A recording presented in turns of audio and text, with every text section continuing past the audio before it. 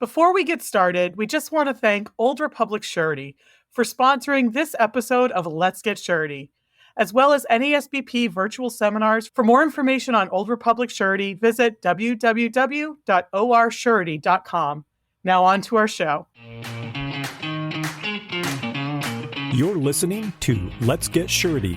Let me hear your bonding talk with Kat Shamapande. Hey everyone, it's Kat Shamapande. Thanks so much for joining us for this episode of Let's Get Surety. I've got with me today my co-host, Mark McCallum, CEO of NASBP. Hey Mark, thanks for being on. I'm back, Kat. It's great to be back. I don't like doing this alone. It's so much better with a friend. One more episode. I love it. Let's add to the library. And That's I think right. we're going to have a fun discussion today. Yeah, I'm excited about this. It's always fun to talk about surety careers. People don't know the surety industry is out here. What is surety, by the way? Oh, we'll let our guests tell us what surety is. Perfect. So today, to discuss surety careers with us, we've got Darrel Lamb, Senior Vice President at Old Republic Surety. Thanks for being on, Darrel. Well, thanks for having me. This will be fun. It's going to be a lot of fun, I think, Darrel. So before we dive into just talking about careers, can you just tell us a little bit about yourself and about Old Republic? Yeah. Let's say I've been about 35 years in the career. Just brand new. Surety. So pretty new. Been at Old Republic for a little over 13 years now. Does it still feel new, Darrel? Every day. See, that's a good thing. Every day. There. What I love that about surety, we say, there's probably not a week goes by where there's not something I've never seen before. Something is always coming. Like, I've never seen anything like this. It's not boring. But I started, I can go back a little bit, talk about, I got out of college in about the mid 80s, 1985. Yeah. And I went to work in banking. So I went to work on a management training program for a large bank, found myself in lending. And I thought that was sort of interesting because I like numbers. Why'd you choose banking? I'll tell you, because in the 80s, I used to watch Michael J. Fox on Family Ties. Oh, yeah. And I love thought, that show. I love that He knew exactly what he wanted to do. Right. Exactly. And I thought, there's my role model. Television has to provide. When I was a little kid, it was Adam 12. I wanted to be a cop. And then I would watch, Emergency, and I want to be a firefighter or a paramedic or something. So you watch, and then I saw Michael J. Fox. Yes, I'm going to go get a business degree and I'm going to study banking. And if only they would have had surety back then. I've never heard even the term, but went off to school, learned that, did get out. All through college, I worked at a bank as a teller. Yeah. Kind of putting myself through school. And then I got on this management training program, kind of liked it, did some lending, decided I wanted to round out the financial services career. So I did a couple other side things. I got a real estate license. Went to real estate school, I should say. I actually never took the test, but I went to the schooling just to learn about it. And then I applied at an insurance company to be a property casualty underwriter. Okay. And I just thought that was kind of the part of the bigger picture of financial services, that there's insurance, there's finance. So, and I enjoyed that. I thought insurance was a really interesting job. And about 3.5 years into being a property casualty underwriter, the human resources people at the company came to me and said, we have an opening in surety. Would you be interested in applying for that? And I said, what surety? And they said, yeah, we don't know, but the textbook says it's kind of like banking. And the funny thing is, I had been on a task force kind of developing this black box so I was a personal lines underwriter. Okay. Home, auto, umbrellas, that sort of thing. And they had me on this task force creating the if, then this programming to create the black box that will replace personal lines underwriters. And it became very clear to me that maybe not next year, but 5 years from now, I don't think there's going to be any personal lines underwriters. Yeah, not a lot of growth potential or even lasting potential. So there were 40 of us just in my building alone. And it came true. About 5 years later, all gone. Yeah. So anyway, when they came to me about surety, I kind of thought, maybe this is a smart move to go look at something else. When I got in there and started I didn't know what surety was. I didn't know what construction, bonding. I didn't know much about construction. But boy, I stepped into something that sure felt entrepreneurial. It felt like I'm going to run my own little business here. I'm going to go out and this was really attractive. And every year, I think I started liking it a little bit more and more. Yeah. I spent 14 years at Safeco, Okay. Okay. which what a great place to learn and train. Yeah. Fantastic. Right. The second stage of my career, then I moved to Zurich and worked for 8 years. Completely different type of risk that I was Right. looking at. I was looking at larger accounts. I'm Right. looking at, I would say at the Safeco days, we were looking at a lot of heavy civil contractors. So I learned a lot about dirt guys and utility contractors. I go to Zurich and I had a lot of big general builders. So I'm learning about vertical. Okay. And that was very different and exciting. And then about 13 years ago, I came to Old Republic Surety. Now, in my area, people thought of Old Republic as being a small surety. Mhm. People would have been thinking bonds in the, $2 million to $5 million range. And I was used to writing, I'd written bonds in the $100 million range. Right. But I was told they had an interest and a vision to really grow the company and become a real middle market contract surety. Okay. So once again, I saw myself like, this is an opportunity to be entrepreneurial. I've got a fantastic company with a great parent company behind them, a strong balance sheet, and a desire to do something they haven't done. Yeah. Just maybe I can step in and make a difference, which to me in a career, that there's nothing more satisfying Right. than when you can step in and do something and then say, maybe I can look back and see that maybe I did something that made a difference. Yeah. And that's been great. As we've been growing, we've been able to recruit other people from other parts of our great industry, other people from Zurich, other people from Liberty, and just continue to build this really great thing. So I'm just having a great time at Old Republic right now. Well, one of the things you said, Darrel, you're talking about feeling entrepreneurial, which you don't think of working at a large corporate company as being an entrepreneurial position. What is it that underwriters do, and how does that feel entrepreneurial? Oh, well, what we get to do is grow our own business. There's no one telling you this is what you're doing today. You get to go out and find that new account with that agent and find that relationship and discuss. And I find all of our contractors have a different story. They're so interesting. And what they do is interesting. So I come back and really at the end of the day, I think what my job is we're storytellers. I get to put together a narrative based on what I've learned about this contractor and what they need. I use some basic financial analysis to put together and say this fits this risk profile that's commonly understood, and get to probably sell that to my home office. I get to say, here's an account. This is why I think it fits. Come meet these guys maybe. And then when you acquire that account and you can solve their problems, they need bonding. Yeah. We need customers. So it all fits together very well. And then you build something, and then you build a portfolio of business. And that's what I like, is on a regular basis, continuing to build relationships, not just with agents, also with contractors. When I went to school, I never really thought much about construction. So it to me, this was a very new thing every time. And I'm like, well, I'm not, I've never been a trade person myself. Right. But the more you talk to owners of companies, you realize these guys are entrepreneurs. These guys they're true. brilliant. They're smart. They're risk takers, and they have a good story to tell. Yeah. It sounds like if you're an inquisitive person, you want to keep learning and you enjoy kind of new experiences, new challenges. Surety bonding might just be a great field. Yeah. You kept talking about, you had the opportunity to learn, to broaden, but also to go in depth and learn about different areas. So that being inquisitive, I guess it's just one skill set that really lends itself. Yeah. It's funny you say that. We have recently hired a new underwriter. Actually, I think I related to him because he's about 5 years out of college and he spent 5 years at a bank. Okay. And now he's interviewing to be a surety underwriter. And I'm like, okay, I can relate to this. And I remember asking him the question, so what do you think one of your greatest strengths are? And without missing a beat, it didn't feel rehearsed. He said, probably my sense of curiosity. And I went, what a great answer. That is, yeah. So he loves to dig in and learn new things. And I'm like, okay, you're going to be great in this. Well, they always talk about in construction, every project is unique. Yeah. Right. So I imagine every relationship, every contract that you're looking at, possibly underwriting, is unique. Right. Yeah.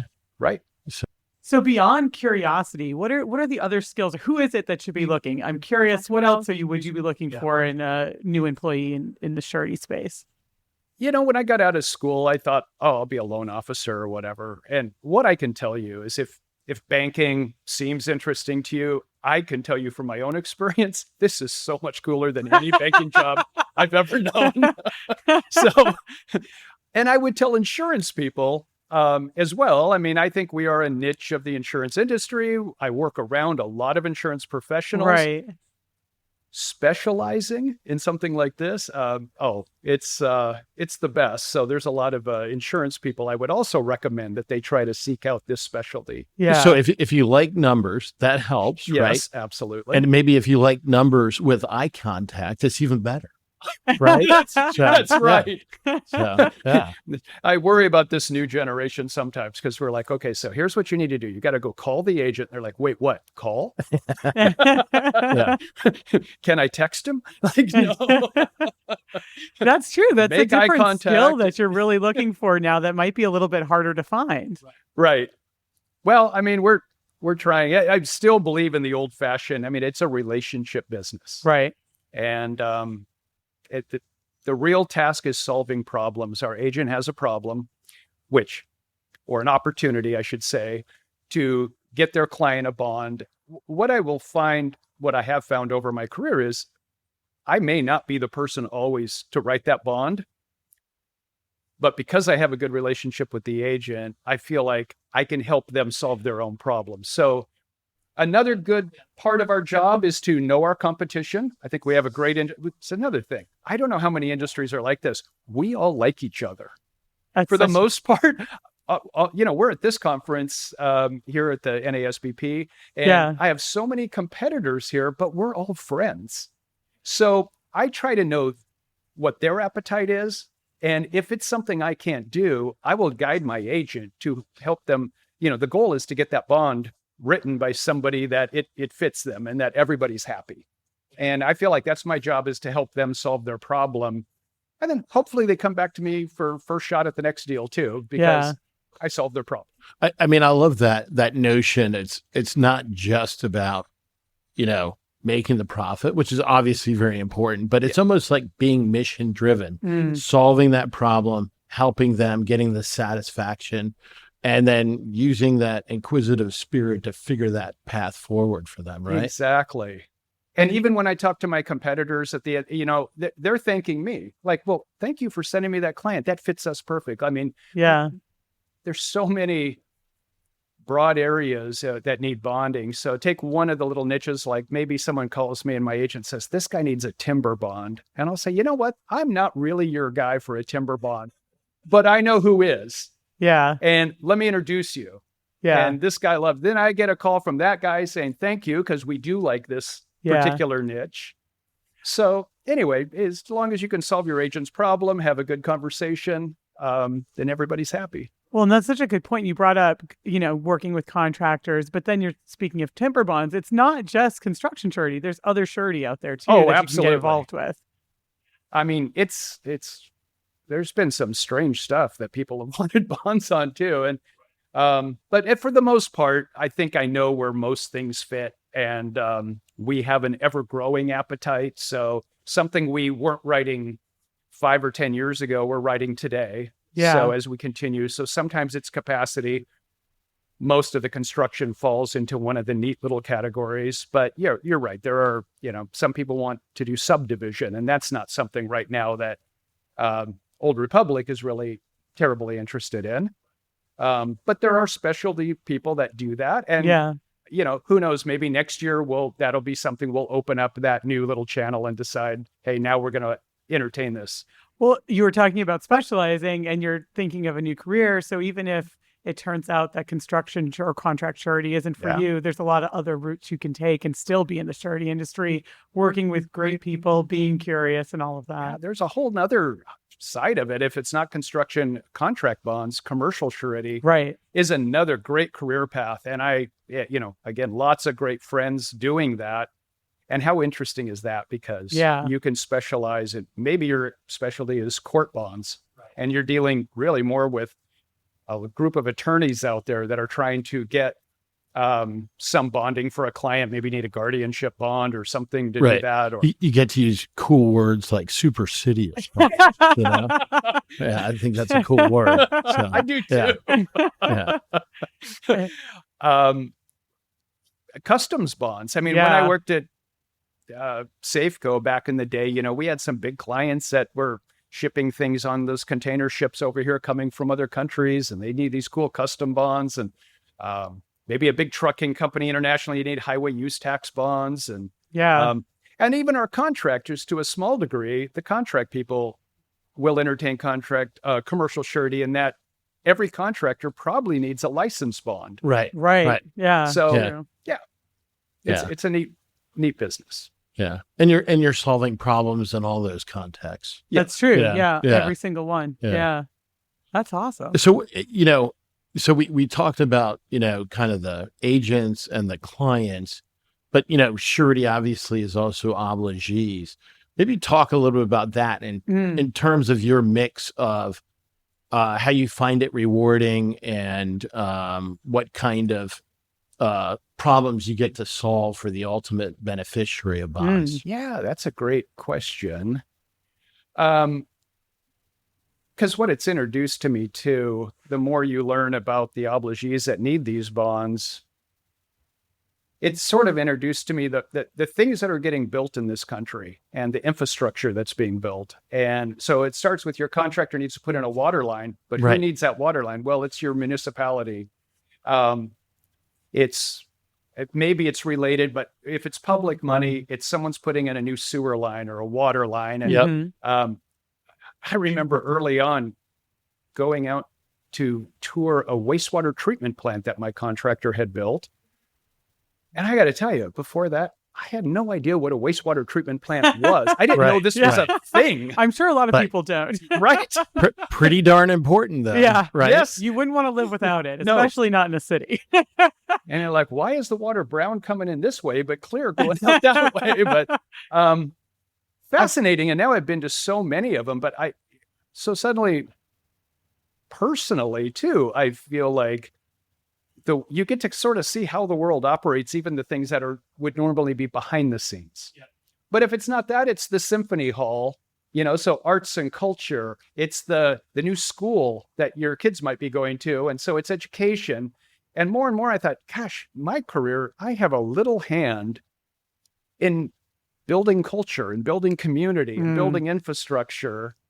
And it's not just, so it can be everything in my own community and my backyard, but then it's also been stretching to bigger territory. So as I've grown in my career, I've grown to a more regional position, and suddenly I'm building things in Hawaii or Guam or Alaska Yeah. or Montana. And you're going to these other places and seeing how they build their communities. Now, all of those communities have wastewater treatment plants and all of them have water and sewer lines. So Yeah. some of it's redundant, but some of it is just, again, seeing communities build up and needing great projects. Well, and that has to feel very rewarding to know that you're in an industry and serving a product and where you're building out the quality of life for Yeah. many communities, as you said, wastewater, but, libraries, courthouses, Yeah. firehouses,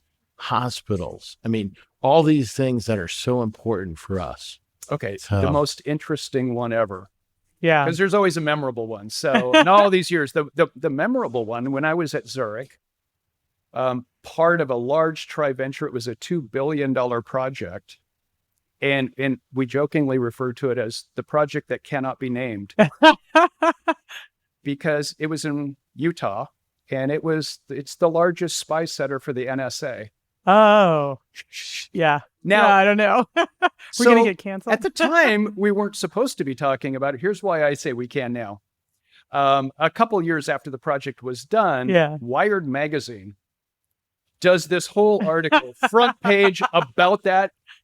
And I read the article and I thought everything I ever knew about this project is in this article and then some. I learned things I didn't know. And now I'm like, all right, I can talk about all of it now because it's been all out out on the there. newsstand. Right. Okay. That tells me if people can then find out about a spy center, they should be able to find out how good surety is Yeah. as a career option, right? Yeah, exactly. So what can we be doing in that regard as an industry? So we're not the best kept secret, because you've told us how important it is really to, practically everybody out there in terms of their quality of life. Yeah. So that mission is there, Right. the ability to be entrepreneurial, Right. to exercise your curiosity and Mhm. serve others.